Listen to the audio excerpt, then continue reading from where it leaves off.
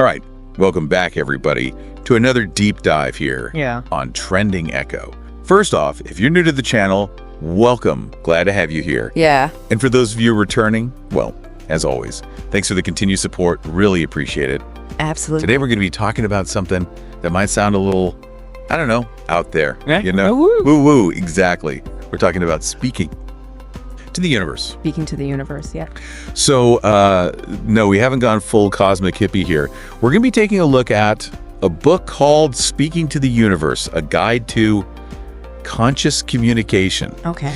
And trust me, I think you'll find some of the insights in this. Pretty thought-provoking. It's an interesting concept for sure. Yeah, so how about we just jump right into it? Let's do it. So I think for a lot of people, when they hear speaking to the universe, maybe they think, I don't know, like telepathy or something. Right, like you're sending messages out to the cosmos. Yeah, I'm like actually, talking to planets and stars and stuff. Yeah, exactly. And it's not quite like that. It's more about understanding how the energy that we project out into the world influences our experiences. Okay, so not so much about sending messages across the galaxy, more about our energy here. Yeah, it's more about the energy we put out and how that kind of shapes our reality. Okay, so like how does that work exactly? So the basic idea is that the universe is like a giant mirror, right?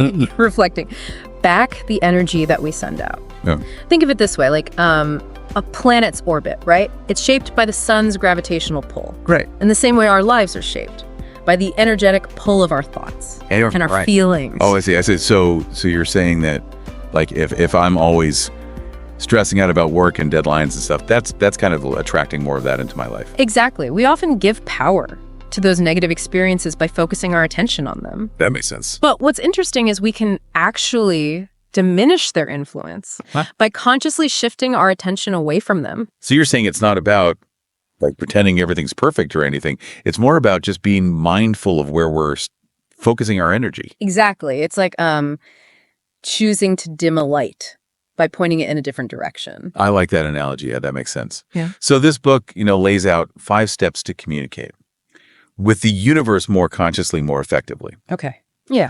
The first step is paying attention to your attention. Pay attention to your attention. I know, it sounds kind of redundant, right? A little bit, yeah. But what does that actually mean? Well, it might sound simple, but it's actually very powerful. It's about becoming aware of where our attention goes throughout the day. Okay. Are we dwelling on the past? Are we consumed by worries about the future?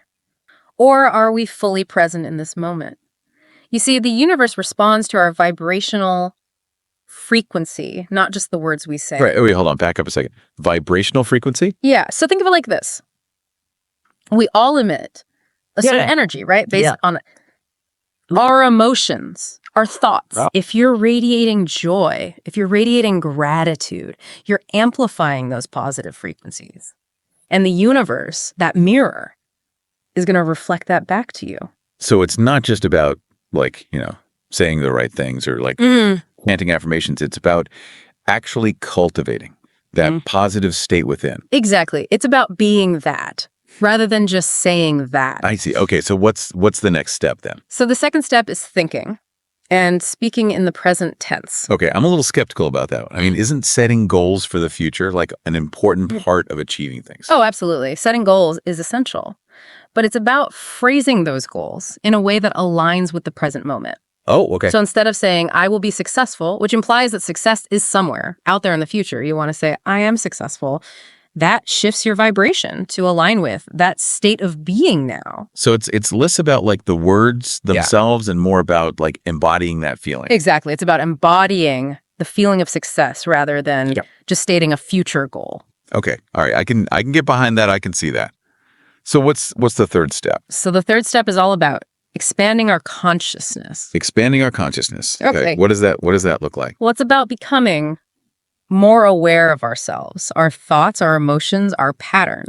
And also more aware of the world around us. This is where it starts to sound a little less woo-woo-woo and a little more like mindfulness or something. It definitely ties into mindfulness, because a wider awareness empowers us to make more conscious choices rather than just reacting to situations. I see.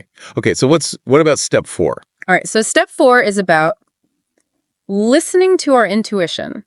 This is the part where I kind of get a little lost. I got to be honest. How do we actually listen to the universe? I mean, are we like hearing voices or something? No, it's not about hearing voices. It's about paying attention to our inner guidance system. Mm-hmm. Those gut feelings, those intuitive nudges that tell us whether we're on the right track or not. So those positive feelings, those often indicate alignment with our higher self, our true path. While negative feelings, those might be a signal to course correct, to reconsider our choices. So, like, if I'm about to make a big decision and I'm getting a bad feeling about it, maybe that's the universe telling me to pump the brakes. Exactly. That's your intuition speaking, trying to guide you towards a better path. Okay, that makes a lot of sense. Yeah. All right, so we've got one more step left, right? That's right. Step 5, harnessing the power of repetition. Harnessing the power of repetition. That's where the affirmations come in. Exactly. This is where affirmations can be incredibly powerful. Okay, because I've heard a lot about affirmations, but I've always been a little unsure about how they actually work. So think of it like this. Just like persistent energy shapes the universe. Over time, repeating positive beliefs can reprogram our subconscious mind. Our subconscious mind, okay. Yeah, imagine your subconscious, like a fertile garden, right? Every thought and belief is a seed. By repeatedly planting those positive seeds through affirmations, you can cultivate a mindset that blossoms with abundance, with positivity. So even if I don't fully believe in an affirmation at first, if I keep saying it, eventually my subconscious will catch up. Exactly. It's like training your muscles. At first, it's challenging, it takes effort, but with consistent practice, you become stronger. It's the same with our minds. Yeah, no, that's a good analogy. I like that. Okay, so we've gone over the 5 steps here, but how does this apply to our everyday lives? I mean, the book talks about personal growth, relationships, careers, goals even. Yeah, absolutely. It can be applied to so many areas. So for example, imagine you're struggling with imposter syndrome at work, right? Okay. Instead of feeding those feelings of inadequacy, you can consciously choose to affirm your worth, your competence. Over time, this will not only shift your internal dialogue, but it will also start to impact your actions and your interactions with others. Oh, wow. So it's really about aligning our energy with our intentions to become more conscious. Yeah. Creators of our reality. Exactly. It's about recognizing that we have the power to shape our experiences through the energy we put out into the world. And that brings up a really important question. If our thoughts and emotions are this powerful, what responsibility do we have for the energy that we're putting out there? That's a big one, yeah. Yeah, definitely something to think about.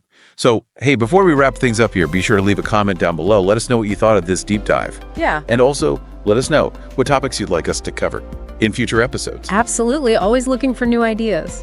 All right, so, wow, this has been a fascinating deep dive into this whole idea of speaking to the universe. It's a fascinating concept for sure. It really is. And, before you go, if you enjoyed this deep dive, be sure to hit that like button and subscribe to Trending Echo for more deep dives just like this one. Absolutely. Until next time, keep those vibes high. Keep those vibes high. Exactly. Yeah.